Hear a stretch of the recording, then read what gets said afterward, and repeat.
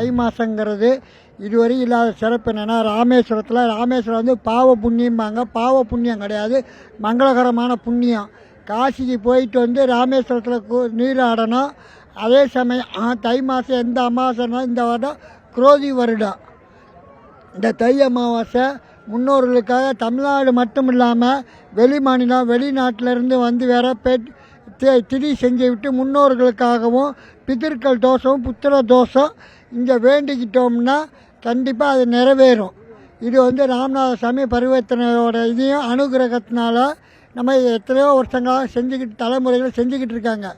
இது நாங்கள் செஞ்சதுலேயே வந்து 3 குடும்பம், சேலத்தில் ஒரு குடும்பமும் மதுரையில் ஒரு குடும்பமும் திருநெல்வேலியில் ஒரு குடும்பமும் குழந்தை பாக்கியம் வந்திருக்கு.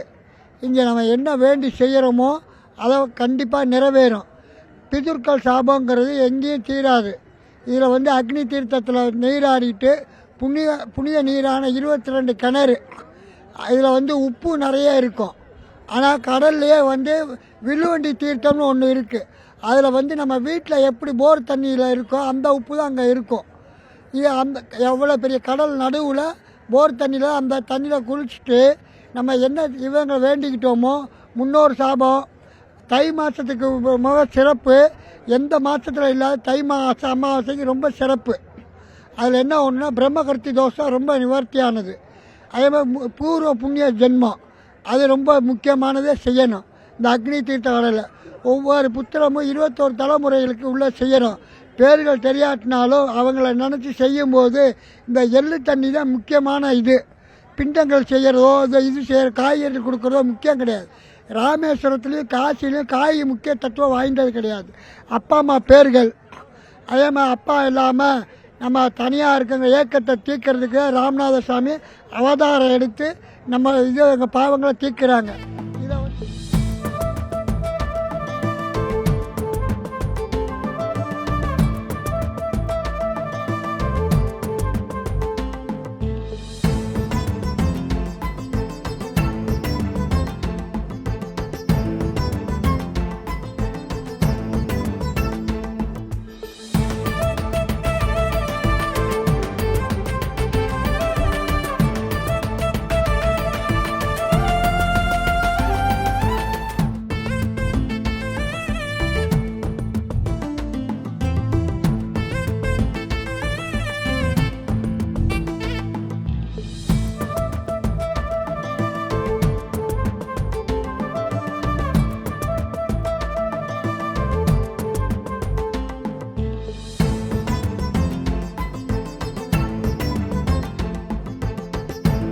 தை அமாவாசை நாங்கள் திருச்சி மாவட்டத்துலேருந்து வந்திருக்கோம். இங்கே வந்து பார்த்தீங்கன்னா இன்றைக்கி வந்து முன்னோர்களுக்கு வந்துட்டு இன்றைக்கி நம்ம திதி கொடுத்தோம் அப்படின்னா நமக்கு வந்துட்டு பின்னாடி வந்து நமக்கு லைஃப் நல்லா இருக்குன்னு சொல்லுவாங்க.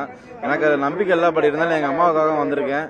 எங்கள் அப்பா வந்துட்டு ஒரு 4 வருஷம் ஆகுது தவறி. ஸோ அவரே வந்து அந்த கடனையும் தீர்க்கறதுக்காண்டி வந்திருக்கோம். இப்போ இங்கே குளிச்சு முடிச்சிட்டோம். கூட்டம் ரொம்ப அதிகமாக இருக்குது. குளிக்கிறது கொஞ்சம் சிரமமாக தான் இருந்துச்சு. இனிமேல் வந்துட்டு 22 கிணறுல குளிச்சுட்டு கோயில் உள்ளாருக்கு சுற்றி பார்த்துட்டு அப்படியே கிளம்ப வேண்டியதுதான்.